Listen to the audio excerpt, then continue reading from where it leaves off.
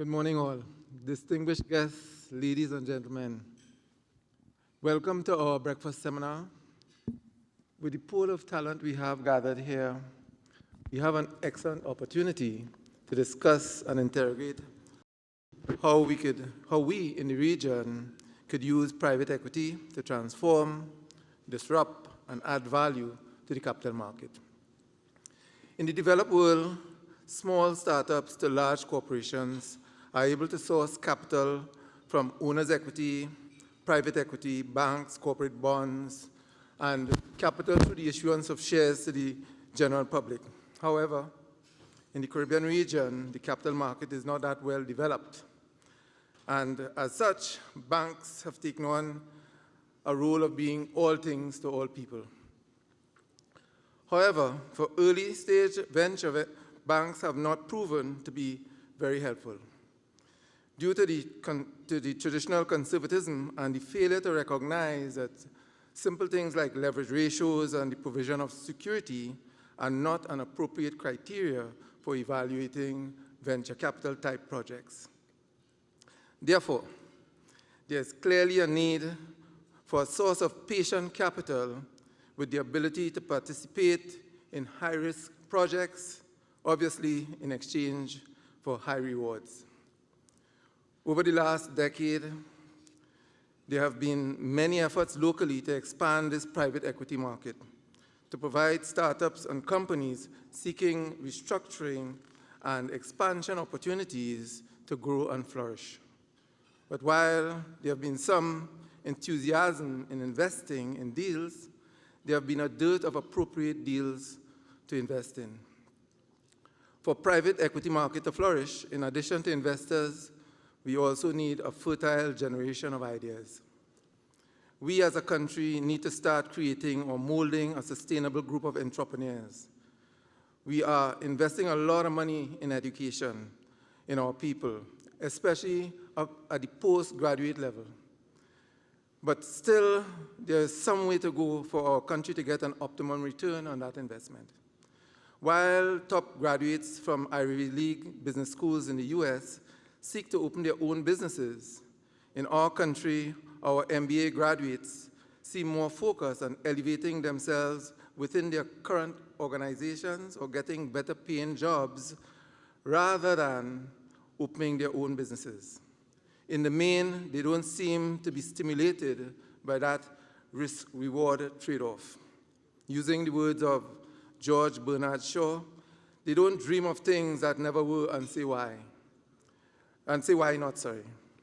While our graduate schools may not be able to teach ambition, creativity, a relentless sense of getting things done, the love for risk and adventure, and the awareness of the need to constantly adapt, they must find ways of ensuring that business disciplines are not taught in silos, while concomitantly making students more comfortable with negotiating the uncertainties of risk and the unknown. Our graduates should not settle for a false sense of security by shirking from taking on the right risk. As Dr. Martin Luther King Jr. stated so eloquently, the ultimate measure of a man is not where he stands in the moment of comfort and convenience, but where he stands at times of challenge and controversy. If 10% of our 500 master's graduates, which we churn out annually, decide to open their own businesses, that will be a fillip to the diversification that we must embark at this point in time. Anyhow, that's a discussion for another breakfast seminar. When we talk here about private equity, we are speaking to funds that provided by angel investors and venture capitalists. Angel investors are normally wealthy individuals who invest their own money into companies. They are typically experienced business people with many years of success already behind them. So they bring a kind of knowledge to the startups that can boost and speed up their growth. However, angel investors tend to invest in companies that they know a lot about. On the other hand, venture capitalists invest other people's money into companies. They are a great option for startups or established businesses that are looking to restructure or scale up. Venture capitalists come to the table with lots of business and institutional knowledge. They can also provide, in addition to capital, expertise that can sit on the boards of the investee company to provide guidance. They are normally well connected with other businesses, and that can help a new company grow. The biggest advantage of working with private equity is that, unlike a loan, there is no obligation to pay it back. In India, the venture capital industry had its formal introduction in 1988 via the finance minister's budget speech. It was focused on technology development as its objective. Immediately after the budget was passed, there was a cess of 5% levied on all payments for the importation of technology and know-how, which resulted in the creation of a huge venture capital fund. However, despite India's approach, I am not a strong advocate for relying on government using the Treasury to stimulate the required growth in venture capital. What we should expect from government is the facilitation of an environment where doing business is made easy.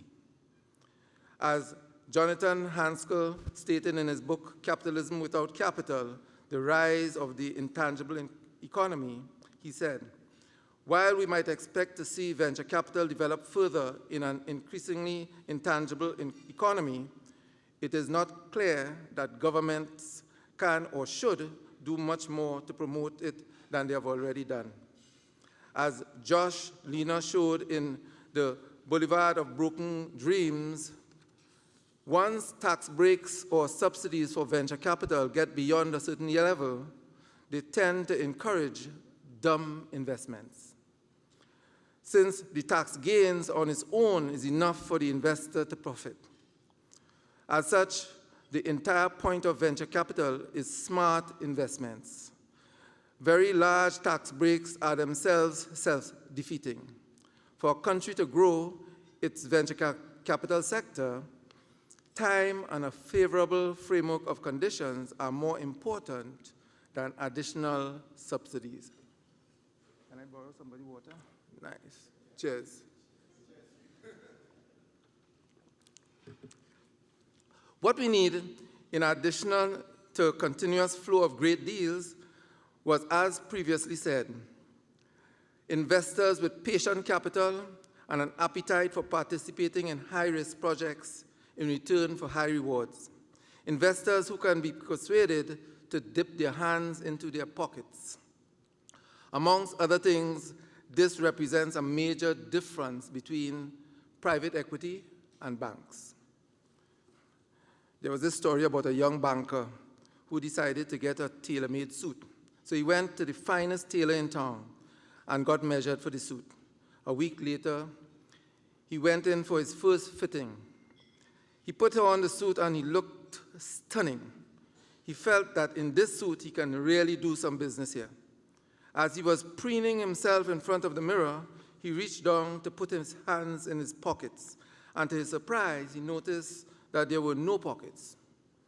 He mentioned this to the tailor, who asked him, "Didn't you tell me you were a banker?" The young man answered, "Yes, I did."